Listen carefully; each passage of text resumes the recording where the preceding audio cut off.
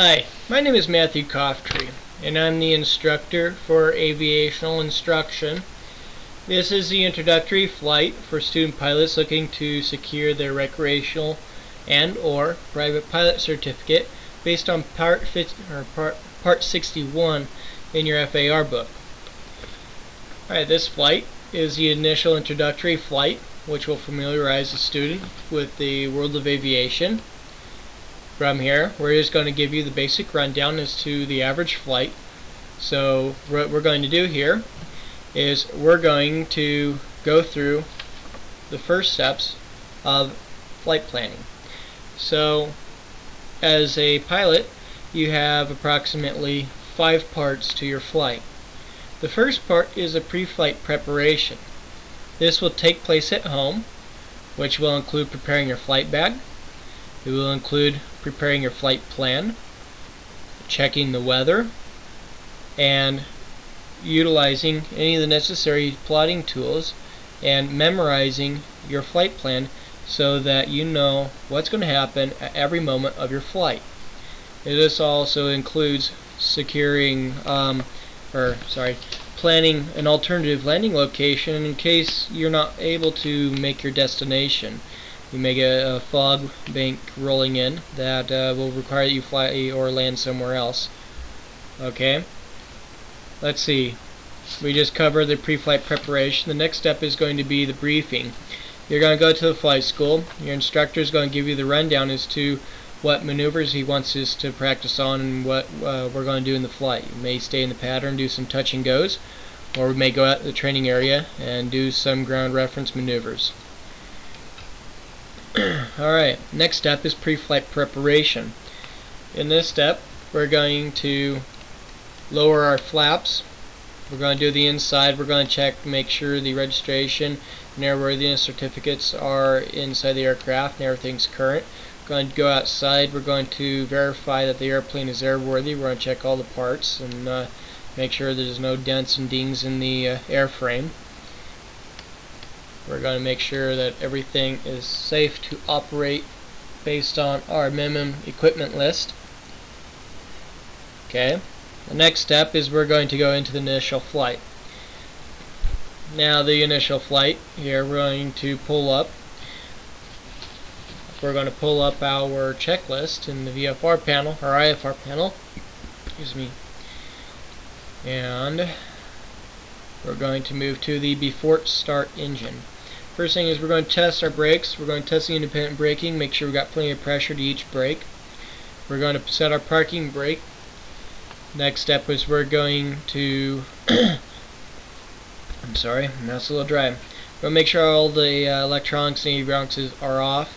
Make sure the autopilot toggle switch is off. They don't have one on this simulator, but most airplanes have a toggle switch to manually turn off the autopilot.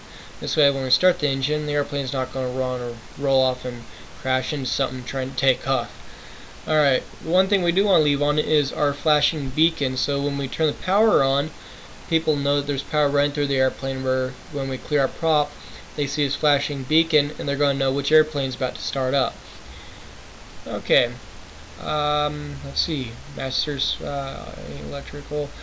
Alright, we're going to turn on our we're going to verify our fuel valve is to both.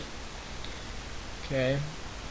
Next step, this is a bit out of order, but the proper way to do it is the first step we're going to add full mixture. We're going to make sure our carb heat is turned off. We're going to make sure that our primer is secured, it's not out. We're going to prime the engine. On this one, where the prime is more or less an auxiliary fuel pump that pressurizes the fuel system. From this time, we're going to turn on the master switch. As you see the red flashing beacon right here. And when we go inside, we're going to look around, make sure there's nobody or anything behind us, any personal property, a person to get damaged from flying rocks created from the prop wash. We're going to look out our door. We're going to open our door window and we're going to yell, "Clear prop!" At this point, we're going to verify nobody has responded to make sure they're out of the way. So Now we're going to turn the ignition to start. Going to maintain 1,000 RPMs. This will verify that when you verify we have oil pressure. If we're under 1,000 RPMs when the engine's cold, we may not want to continue to run, and we won't maintain high enough oil pressure. So we need to make sure we're at 1,000 RPM, especially when we're cold. Next step is turn off the fuel pump. Let's pull up our checklist. Okay, checked our oil pressure, auxiliary fuel pump off, flashing nav light beacons. Okay, make sure our beacon is on. We're not going to use nav lights since it's a nice clear day and there's not much traffic, so we're not required to use nav lights, only in nighttime flying. Okay. Flashing beacons, nav lights, Avionics master switch on. And we're going to retract our flaps, and while we do that, we're going to check our ATIS, make sure our weather minimum, we got our weather minimums. Okay, ATIS. Alright, we're at Renton Airport. Time is 1900 hours, 45 minutes Zulu. It's in Greenwich, England. We have calm winds, 20 miles of visibility. Sky conditions are few clouds at 5,700 feet. Temperature is 15 degrees Celsius. Dew point is 5 degrees Celsius.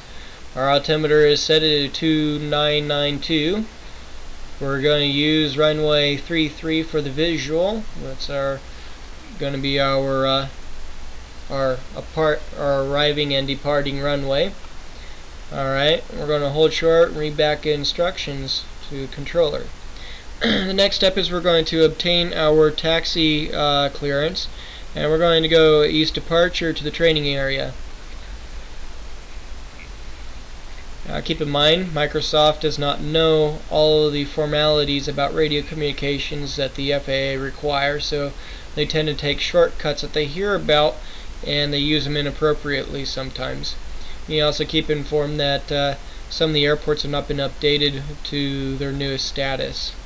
We're going to acknowledge this. We're clear to taxi to runway 33, and we're going to contact tower on frequency 124.7. So